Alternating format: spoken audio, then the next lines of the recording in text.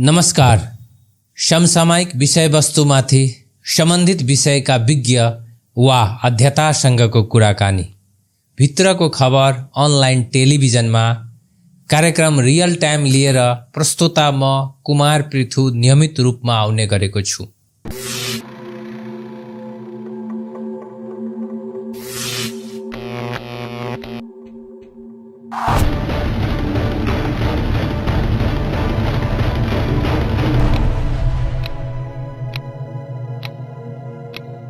आजको कार्यक्रममा हामी विशेष रूपले यस्ता अतिथिलाई निम्त्याएका छौँ जुन चाहिँ हाम्रो समाजमा अहिले जुन सामाजिक मुद्दाहरू छन्, विशेष गरी युवाको समस्यामाथि उजागर पार्नुहुनेछ।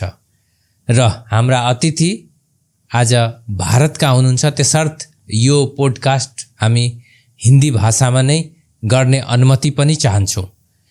सबभन्दा पहिला कार्यक्रममा आजका अतिथि हितांशु ओझाज्यूलाई हामी नमस्कार गर्दछौँ। नमस्कार।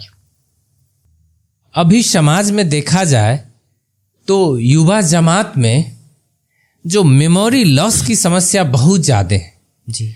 तो हम लोग कैसे अपना मेमोरी को गेन कर सकते हैं? तो मेमोरी एक ऐसी चीज़ है जो पूरी लाइफ में हमें यूज़ होती है।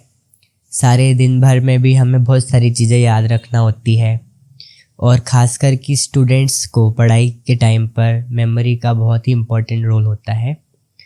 और आज का जो समाज है उसमें ये देखा जा रहा है कि मेमोरी पावर जो है वो धीरे धीरे कम होती जा रही है। स्टूडेंट्स में देखा जाता है, पहले के टाइम पे कैलकुलेटर्स भी नहीं होते थे। पहले के टाइम पे लोगों की मेमोरी बहुत अच्छी होती थी। आप देखेंगे जो हमारे बड़े होते हैं उन लोगों को बहुत सारी चीज़ें याद रहती है। लेकिन आजकल टेक्नोलॉजी इतनी ज़्यादा एडवांस हो गई है कि हमें मेमोरी यूज़ करने की ज़्यादा ज़रूरत नहीं पड़ती है, जिस वजह से हम आजकल टेक्नोलॉजी का सहारा लेके वो मेमोरी वाला जो काम है वो उससे करवा लेते हैं। और आजकल तो इतना एडवांस्ड एआई आ गया है, तो उसकी वजह से हम बहुत ज़्यादा डिपेंडेंट हो गए हैं, और वो हमारी रोज़मर्रा की लाइफ में भी बहुत ज़्यादा इफ़ेक्ट डाल रहा है, जिसमें हम बहुत ज़रूरी चीज़ें भी कभी भूल जाते हैं सारे दिन। अब ऐसे देखा जाता है कि इतना हो गया अभी कि हमको अब घराइसी सामान के लिए एक दुकान में जाना है तो क्या क्या खरीदना है वो घर में 3-4 बोल दिए, उसमें से 1-2 भूल जाते हैं लोग, वो भी लिख के लेके जाना पड़ता है। तो पहले तो ये सब नहीं था। तो इतना छोटा छोटा चीज़ जो जा रहा है उसको कैसे हम लोग अपना रिजर्व कर सकते हैं? जी, तो पहले तो हमको मेमोरी कैसे बनती है वो थोड़ा समझना होगा। पूरा साइंस है उसके पीछे। कि जैसे कोई भी हम मोबाइल में फ़ोटोग्राफ सेव करते हैं तो हम पहले फ़ोटो खींचते हैं, उसके बाद वो गैलरी में सेव होता है। फिर जब भी हमको ज़रूरत होती है तो हम गैलरी में जाकर उसको वापस से देखते हैं।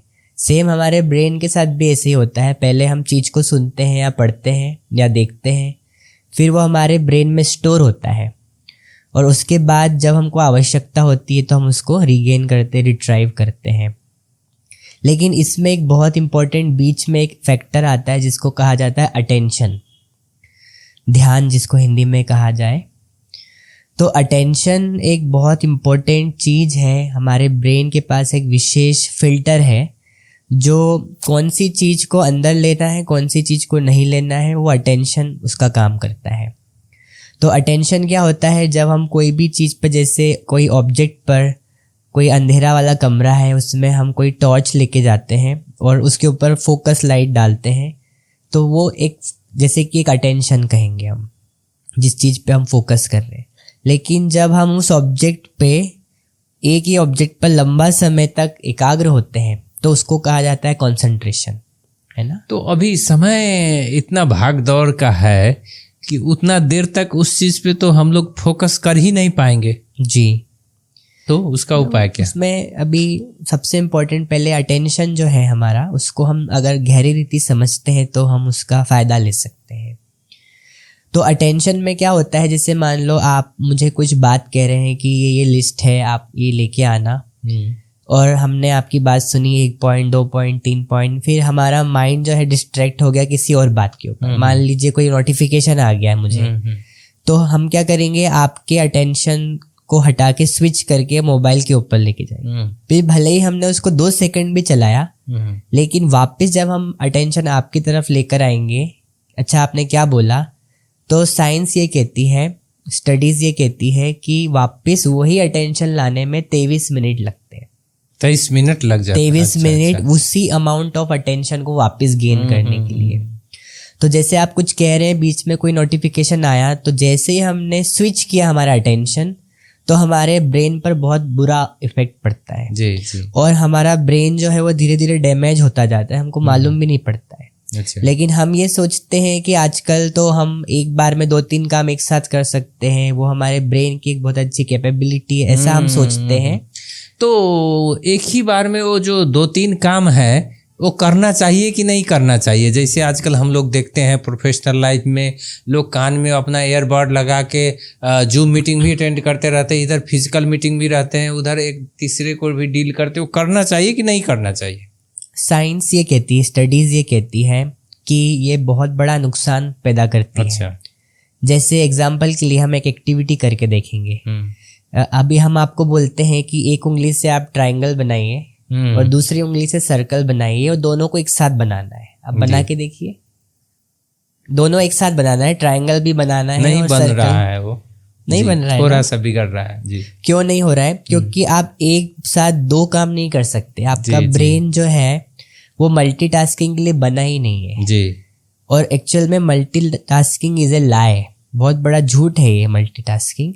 जब हम मतलब मल्टीटास्किंग ही झूठ है? झूठ है। जो बोलते हैं मल्टीटास्किंग कर रहे हो, झूठ बोल रहे हैं। करेक्ट। अच्छा। बिकॉज मल्टीटास्किंग हो ही नहीं सकता। आप स्विच करते हो 2 टास्क के बीच में। जैसे आप मेरी बात भी सुन रहे हो, साथ में मोबाइल स्क्रॉल भी कर रहे हो जी, तो आप 1 सेकंड का अटेंशन यहाँ लाएंगे, अगले सेकंड मेरी बात पे लाएंगे, लेकिन आप एक साथ दोनों चीज नहीं कर सकते, आप स्विच कर रहे हैं। और इसको कहा जाता है ब्रेन स्विचिंग पेनाल्टी। जब आप अपना अटेंशन स्विच करते हैं बार बार, तो आपके ब्रेन को पेनाल्टी मिलती है।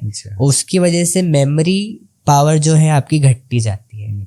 इसलिए आज के यूथ में या जो नॉर्मल पब्लिक में भी ये मेमोरी बहुत कमजोर होती जा रही है, क्योंकि हमारा ब्रेन के वो हिस्से इफेक्ट हो गए हैं इसकी वजह से मल्टीटास्किंग। तो इसको बचाया कैसे जाए, एक शब्द में बोला जाए तो? इसको बचाने के लिए मल्टीटास्किंग को बंद करना होगा। अच्छा।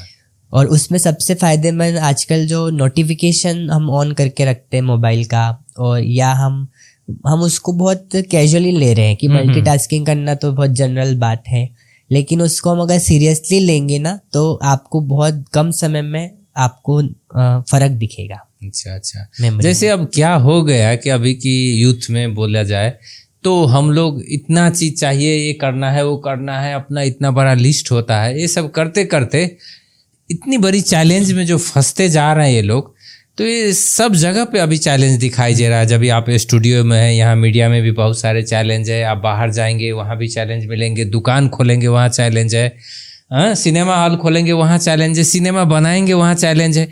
तो आजकल इतने सारे चैलेंज को हम लोग डील कैसे करें? पहले तो हम इसको चैलेंज शब्द प्रयोग करते हैं ना जी जी। तो हमारे माइंड की जो वोकेबुलरी होती है, जब हम उसको बहुत हार्ड बना देते हैं, जैसे ये चैलेंज है या मुश्किल है, तो हमारा माइंड छोटी बात को बड़ा बना देता है जी। तो शुरुआत वहीं से हो जाती है, जब हम सोचते हैं अरे इतनी बड़ी प्रॉब्लम आ गई, ये मैं कैसे डील करूंगा। तो जिस सेकंड हमने ये सोचा ये बड़ी प्रॉब्लम है, तो वो हमारा माइंड उसको रियल में बड़ा बना देगा। लेकिन जब हम प्रॉपर माइंड की ट्रेनिंग लेते हैं, जैसे हम पर्सनालिटी डेवलपमेंट की ट्रेनिंग लेते हैं, अलग अलग कोर्सेज करते हैं, पूरे लाइफ में बचपन से लेकर कॉलेज लाइफ तक सब कुछ पढ़ाया जाता है हमको, लेकिन माइंड की ट्रेनिंग कैसे करनी है वो कोई भी सब्जेक्ट, कोई भी सिलेबस में नहीं होता। बचपन से हमको क्या देखना है, क्या सुनना है, क्या पढ़ना है, कैसे बिहेव करना है। तो अब की जो नया सिलेबस है इसमें ये चीज होना चाहिए कि नहीं? ये बहुत ज़रूरी है, और भारत में तो काफ़ी इस पे इम्पैक्ट अभी बहुत इसको वैल्यू दी जा रही है। इसको वैल्यू एजुकेशन हम कहते हैं, मूल्य शिक्षा। तो कोर्सेस में ये ऐड किया जा रहा है गवर्नमेंट के द्वारा, और ये छोटे बचपन से अगर हम इसको डालते जाएंगे, और आजकल डिजिटल वेलनेस भी अगर हम सिखाएं बच्चों को बचपन से, तो वो बड़े होकर उसको सही तरीके से यूज करेंगे। अब जैसे आप बोले कि बच्चे को डिजिटल वेलनेस सिखाया जाए, अब बच्चे को सिखाने के लिए उससे पहले तो गार्जियन को सिखाना पड़ेगा ना, वो तो है। तो उसको कैसे किया जाए?